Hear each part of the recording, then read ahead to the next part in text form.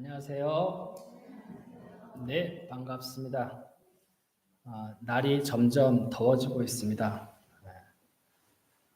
올여름도 덥다고 하는데 다들 각오하시기 바랍니다. 아, 여름에는 이 더위 언제 끝나나 막 시원한 겨울이 이렇게 그리워지고 또 추운 겨울에는 막 오그라들어가지고 좀 언제 좀 따뜻해지고 활기 좀 펴고 사나 이제 이런 게 그리워지는 것처럼 사실 날씨는 항시 매년 그런데 우리 사람 마음이 이렇게 그때그때 장점보다는 불편한 점을 이렇게 쉽게 부각하고 느끼는 것 같습니다. 그래서 참 그런 면이 좀 알면서도 잘 되지 않는 거 보면 참 쉽지 않다 이런 생각이 듭니다. 오늘은 그 부처님의 행복론에 대해서 말씀을 드려보려고 합니다. 제가 행복에 관심이 많거든요. 행복하고 싶어가지고 항시 저는 어린애처럼 뛰어다니면서 아무 철없이 살고 싶은 게 제 꿈인데 사실은 그렇게 못해요. 그러니까 항시 그거에 대한 갈망이 있는 것 같아요. 그래서 행복에 관심이 많아요.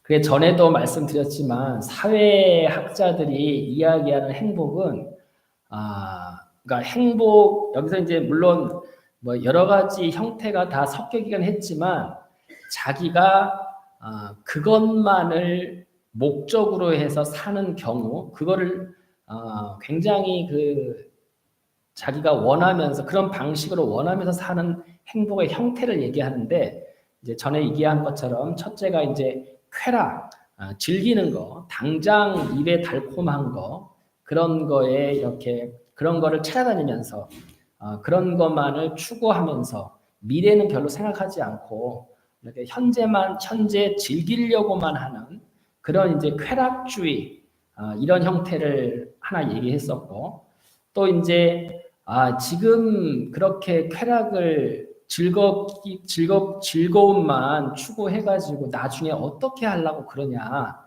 목표를 하나 정하고 자기가 인생에 있어서 자기가 꼭 반드시 성취하고 싶은 목표를 하나 정해놓고 어쨌든 그 목표를 위해서 열심히 살아야 되지 않냐 하는 강한 집념, 집착, 이걸 가지고 이제 사는 형태, 그걸 이제 성취주의자라고 했습니다.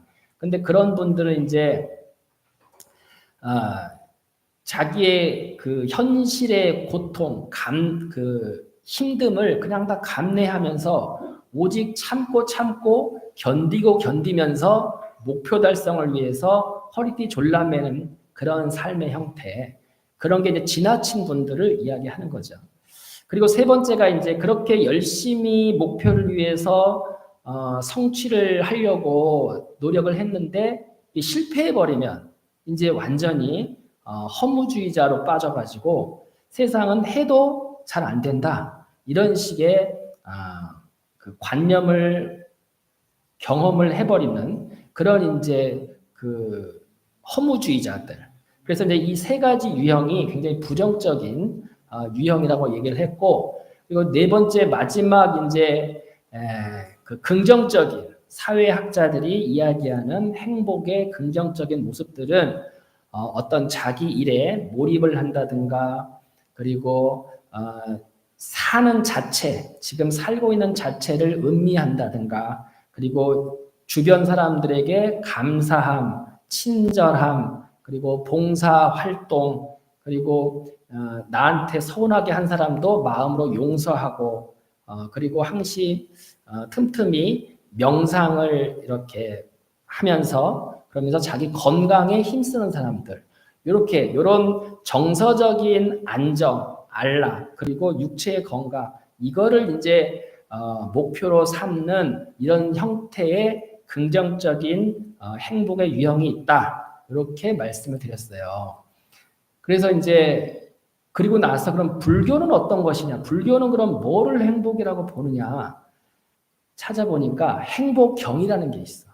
행복경이. 아예 부처님이 행복에 대해서 우리가 궁금할까봐 딱 말씀을 해놨어. 거기에 보면 이렇게 나와요. 그 기원정사에서 천신이 나타나가지고 부처님한테 묻는 거예요. 인간과 천신들은 행복과 안온함을 원합니다. 세상에서 최상의 행복은 무엇입니까? 라고 단도직입적으로 부처님한테 행복이 뭐냐고 물어봐. 그러니까 부처님이 겁나 말씀을 많이 하세요. 행복이 뭔지를. 요약하자면 첫째가 선지식과 훌륭한 도반을 가까이 해라. 행복의 요건이에요. 둘째가 서로 존중하고 도와주는 이웃과 함께 해라. 그러니까 자기 혼자 독고다이로 사는 거 아니에요. 서로 돕고 믿을 수 있는 이웃과 함께 살래요. 세 번째가 화목한 가정. 네 번째가 보시. 다섯 번째가 선행을 행하는 거. 여섯 번째가 공경하고 겸손한 태도하는 거. 일곱 번째가 인욕바라미를 닦는 것. 여덟 번째가 열심히 정진하는 것. 아홉 번째가 수행을 통해서 최상의 열반을 얻는 것. 그러고 보면 이제 레파토리가 똑같잖아요. 질문은 행복을 원했는데 부처님의 말씀은 여타 다른 경전에서 하는 이야기나 내용이 똑같아요. 그래서 이제 이거를 행복하고 이제 간추려서 보면 이 세 파트, 부처님이 말씀하시는 행복은 세 분류로 나눌 수 있대요.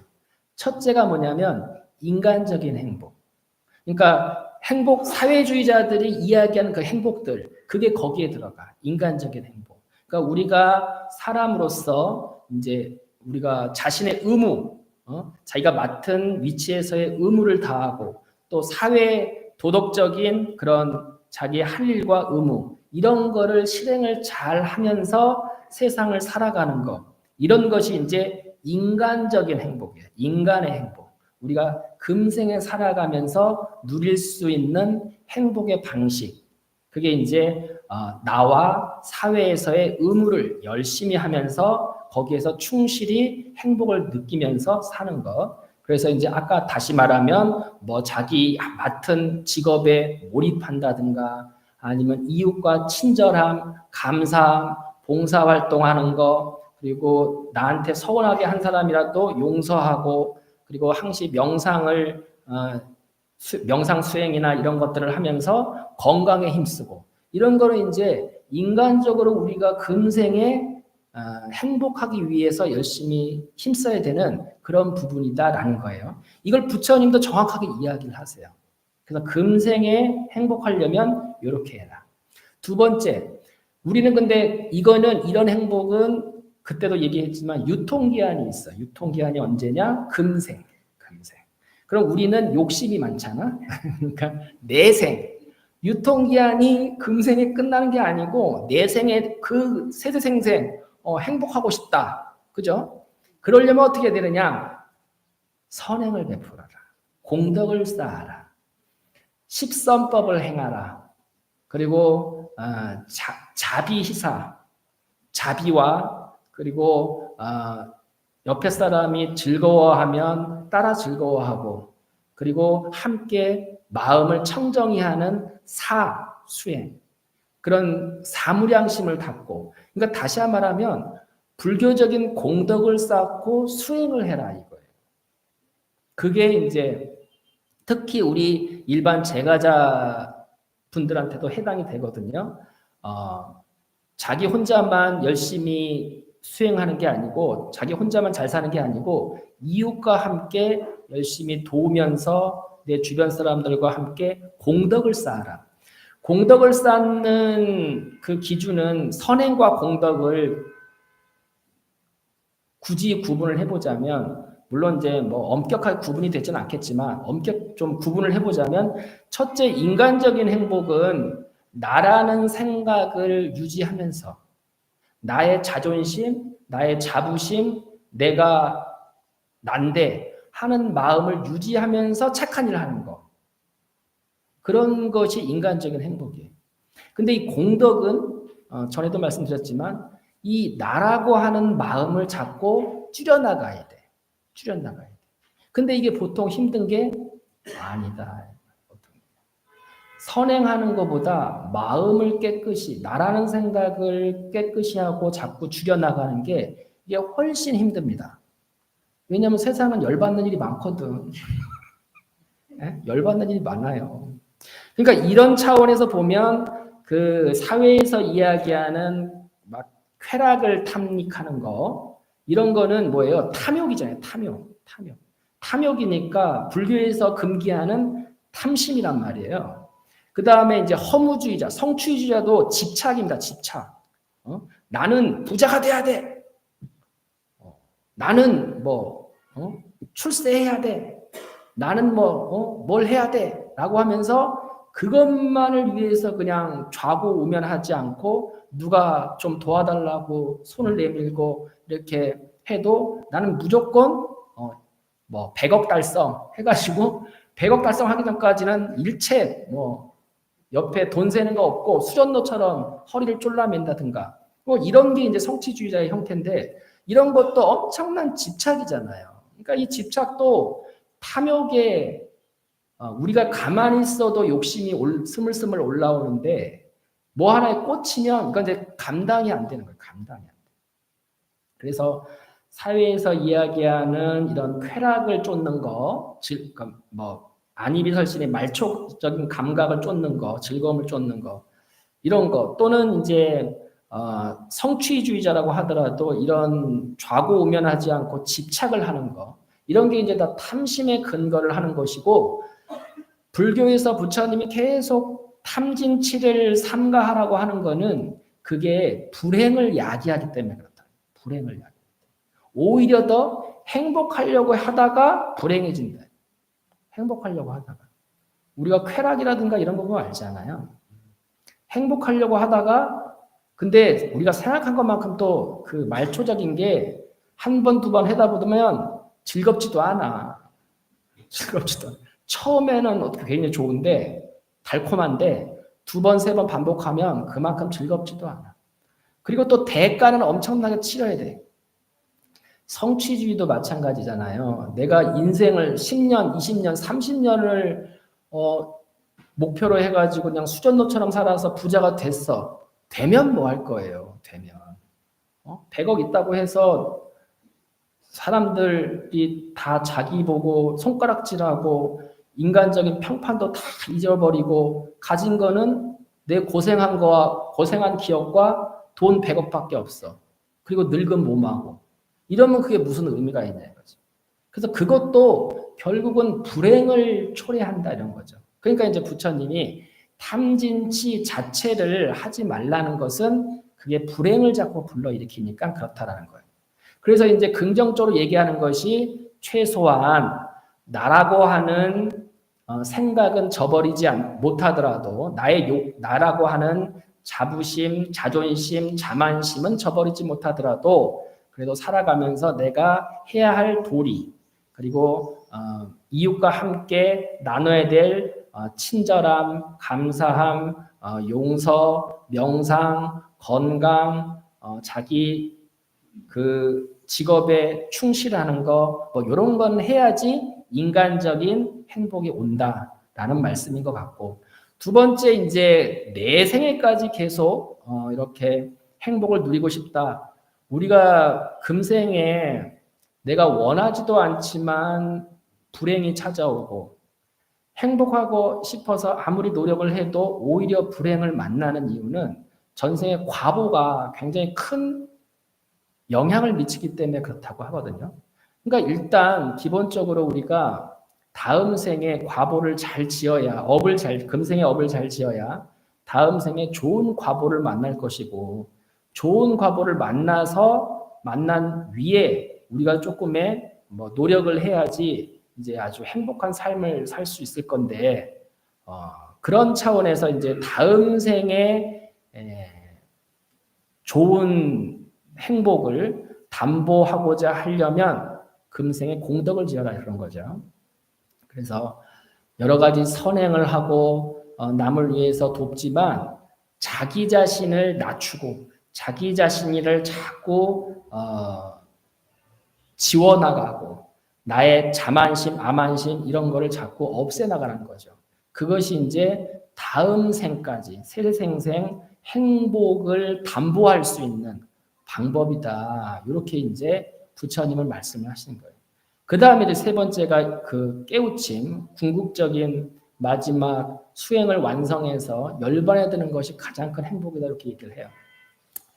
세 번째는 이제 스님들이 주로 해당이 되고, 이제 당장 또 스님들이라고 하더라도 당장 성취하기는 쉽지 않아서 그만두더라도 우리가 이제 그 집중해야 될 것은 불자로서 두 번째 공덕을 짓는 그 행복의 방법을 좀 우리가 잘 염두에 두고 그거를 위해서 애를 쓰고 생각해 보는 것이 중요하겠다 이런 생각을 합니다.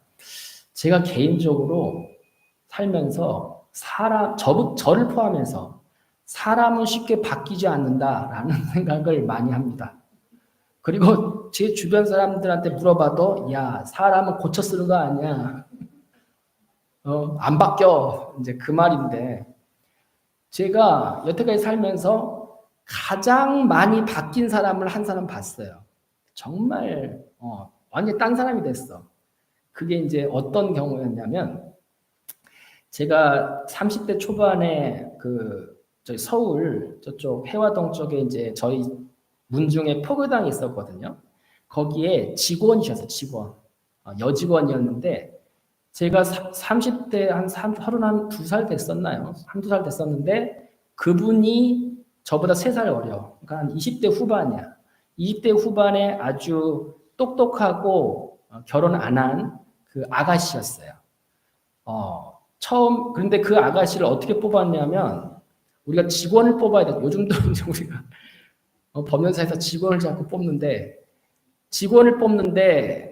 그때 이제 좀 보시를 좀 이렇게 충분히 주더라도 좀 이렇게 공부도 좀 많이 하고 맨날 절집에 직원들 뽑는데 그냥 인맥으로만 맨날 이렇게 뽑아가지고 그러지 말고 좀 똑똑한 사람을 뽑아보자. 그래야 뭐 일 처리를 좀 잘할 수 있지 않냐. 왜냐하면 저희 은사 스님이 굉장히 막 하는 일도 그때 당시에는 이제 많기도 하거니와 굉장히 샤프한 사람을 좋아해요. 똑똑한 사람. 그리고 이렇게 그 전문 사무직 요원 같은 그런 분을 좋아하지 막 법봉 입고 다니는 걸 싫어해. 저 은사 스님이 그래요. 은사 스님이. 그러니까 큰 스님이 그러니까 굉장히 좀 이렇게 사무적이고 좀 세련되고 좀 샤프한 그런 이제 직원이 필요하다 이거예요.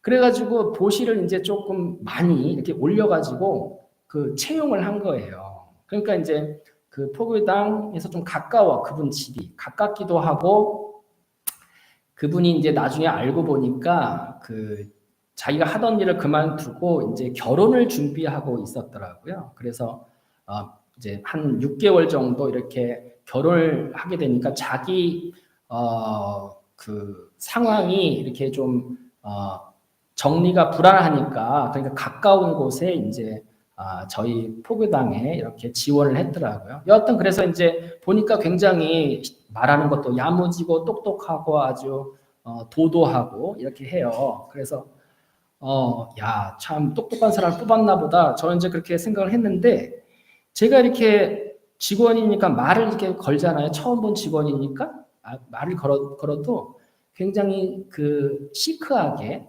새침하게 대답을 해. 스님이 묻는데도 단답형으로 아니요, 네, 그렇죠, 뭐 하면서 이렇게 딱 고개 흔들고 가요.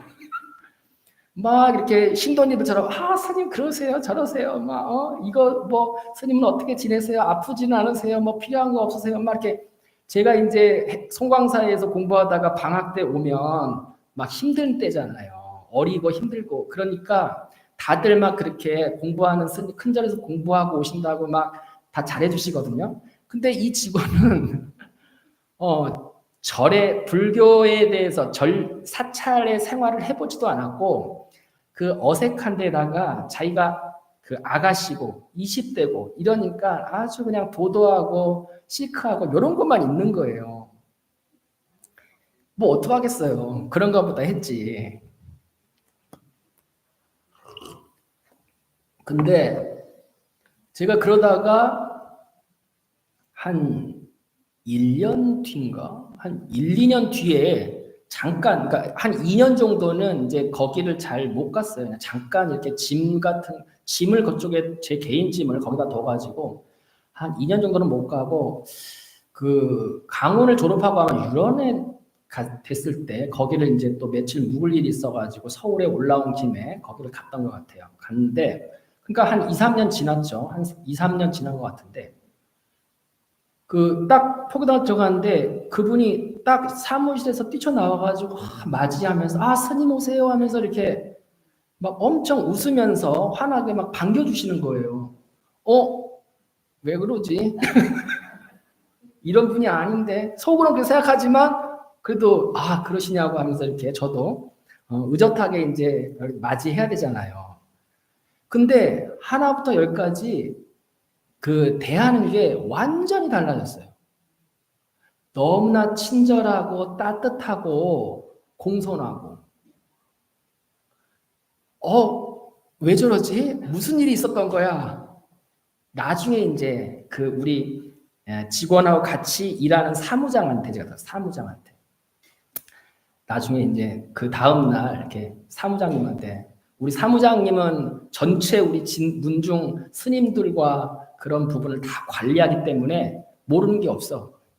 불러가지고 이제 아니 우리 저 보살님 무슨 일이 있어서 이렇게 친절하고 이렇게 상냥하게 변했냐고 했더니 이제 하는 말이 그분이 이제 여기 취직한 지 한 몇 달 안 돼가지고 이제 결혼을 하신 거예요. 결혼을 해가지고 아기를 낳았어. 아기를 낳는데 그 아기가 그 사시야 사시.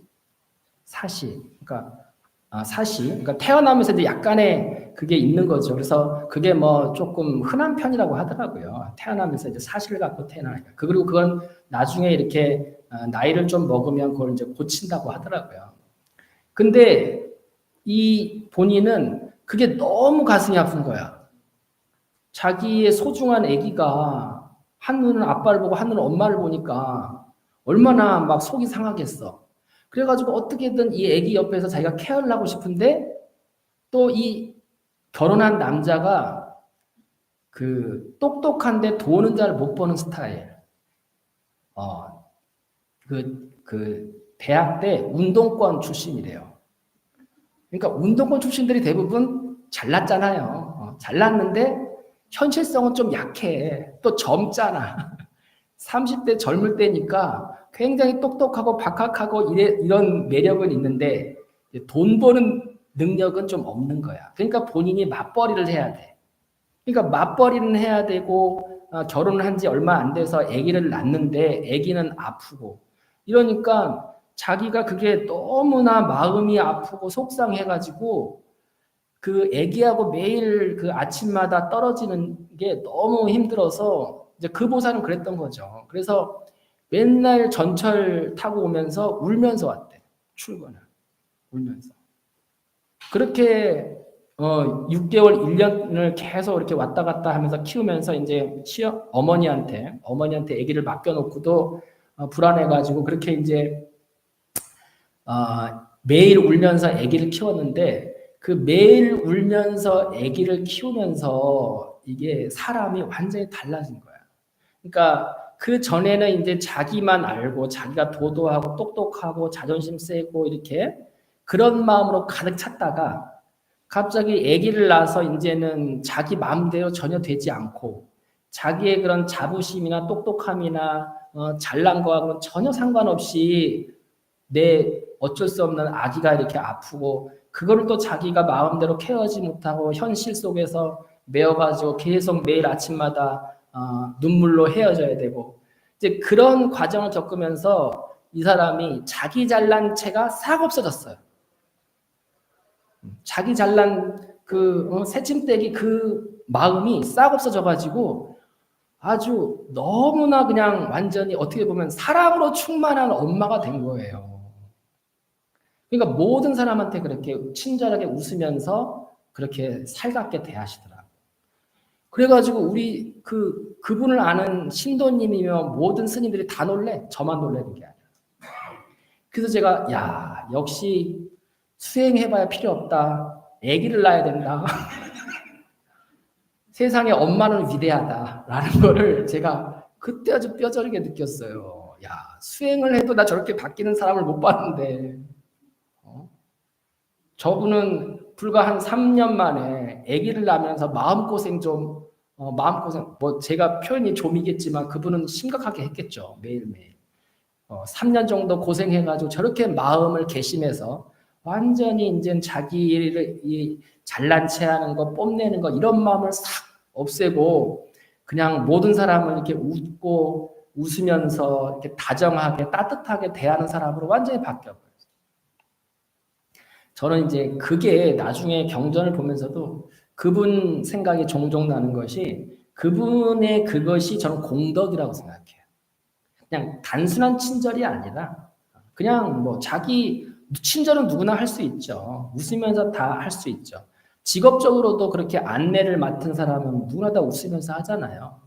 그런 친절이 아니고 정말 자기 마음에서 자기의 아상이나 자존심, 잘난 체하는 마음 누구나 다 그런 게 있고 그분도 물론 있겠지. 하지만 그 모든 것을 다 그냥 싹 깎아내고 정말 이렇게 따뜻하게 다정하게 그런 사람으로 바뀐 모습을 전 처음 봤어요.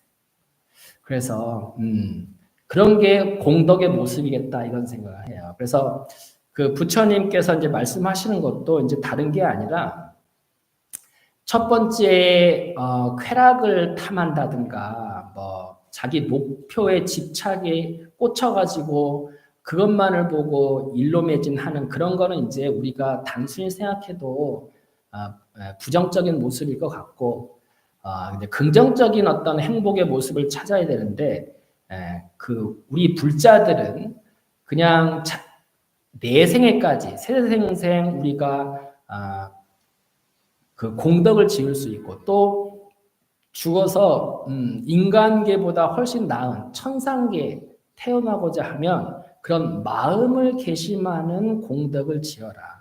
그것이 이제 십선법이나 사무량심을 닦아야 한다. 공덕을 지어야 한다. 이런 이야기를 자꾸 하시는 거죠. 그리고 이제 그것이 쌓이다 보면 궁극적으로 마지막 행복의 종착역 열반에 취득을 해서 열반을 얻으면 완전한 지고지순한 안락, 평온함을 가질 수가 있대요. 그래서 모든 고뇌나 번뇌, 그 괴로움으로부터 이제 쉴 수 있는 거죠. 그래서 우리가 오히려 막 즐겁고 행복하고 즐기면서 살라고 쫓다가 오히려 불행을 만나는 경우도 많고 또 불행을 만나고 싶지 않아서 어쨌든 괴로움을 멀리 피해가다가 더 큰 괴로움을 만나기도 하는 것 같아요. 그래서 불교에서는 괴로움이 오던 즐거움이 오던 그거는 내가 그냥 과거에 지어놓은 업의 결과니까 내버려둬. 그건 과거에 지어놓은 결과니까. 중요한 건 그것이 즐거움이 오던 괴로움이 오던 거기에 크게 관여하지 않고 그냥 하루하루 내 마음을 깨끗이 청정하게 만들면서 선행을 베푸는 거. 이것이 우리가 해야 할 가장 중요한 공덕을 심는 길이고 부처님이 말씀하시는 행복의 길이다. 이렇게 경전에 나와 있는 걸 말씀드리겠습니다. 자, 오늘 법문 여기까지 하겠습니다.